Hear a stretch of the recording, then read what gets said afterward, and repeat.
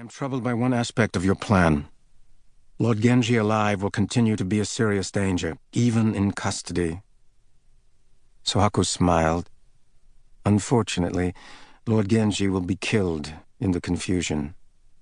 Shortly thereafter, Kawakami said, the Shogun will announce the raising of your house to the lordship of Akaoka. Lord Kudo, as your most valued retainer, will have his lands and stipend adjusted appropriately. Thank you, Lord Kawakami. This time, when they exchanged bows, Sohaku and Kudo inclined their torsos more deeply than their host. Kawakami said, My forces will move down the coastal road at top speed. Lord Genji will likely try to slip through to the inland sea somewhere west of there. I will be waiting for him. Only if he evades the main body of our cavalry, Sohaku said. I will intercept him in the mountains at Yamanaka village. Kudo said, I will trail Lord Genji with 20 of our best marksmen. We will do our best to eliminate Lord Shigeru with sniper fire before he leaves the mountains. May the gods favor those who truly possess virtue, Kawakami said. Seasick though they were, Taro and Shimoda pulled resolutely at their oars. If they were not plummeting down the sheer faces of oceanic cliffs, they were looking up at massive watery avalanches. Taro leaned close to Shimoda. Are we going in the right direction? I don't know. You think he does? Saiki, at the helm, was the picture of confidence. Saiki had grown up on the water. In the carefree days of his youth, he spent many happy hours hunting whale with the fishermen who had been his childhood playmates. Row harder, Saiki said. Maintain this angle to the waves. With luck, and a continuing east wind of bearable velocity, they would reach Akaoka in 3 days. 500 men would be ready to ride immediately. Saiki hoped Lord Genji survived that long. Another huge wave smashed into the boat. Saiki turned his full attention to the sea. The trail ahead forked in 3 directions. We will separate here, Genji said. Hiko, you will guide Stark along the windward trails of these mountains. I will go with Emily through the valleys. Shigeru will backtrack and thin the ranks of our closest pursuers. That is likely to be Kudo and his men.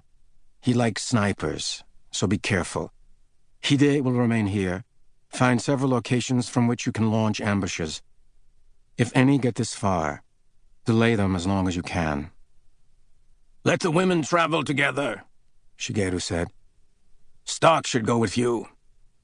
I agree, Hide said. The prophecy says an outsider will save your life in the new year. He cannot fulfill his part if he is not with you. There is no use arguing, Genji said. My mind is made up. Genji explained his plan to Stark and Emily. May I speak privately with Emily? Stark said. Please do. Stark and Emily rode off a short distance. He took the small .32 revolver from his jacket. You may need this. I've never fired a gun in my life. You hold the grip like this, Stark said. Cock the hammer back and pull the trigger. Is there not a matter of aiming? Press it against your target. He held the gun against his own temple. You won't need to aim. Emily understood. Matthew was preparing her for disaster. He was giving her a way to escape a fate worse than death. He didn't know she had already suffered it. Thank you for thinking of me, Matthew. But what of Lady Heiko? How can you protect her if I have your gun? Stark dismounted. He undid his saddle pack. He took out the .44 revolver she had seen him save from the ruins of the palace. His holster was next. He belted it on, tied the leather thong around his thigh, and slipped the big gun in. He slowly eased it in and out a few times, testing the resistance of metal against leather. When he offered her the .32 again, she took it, not because she intended to use it, but to give him some peace of mind. It would not help if he were worrying about her during his own perilous journey. Genji turned to Heiko.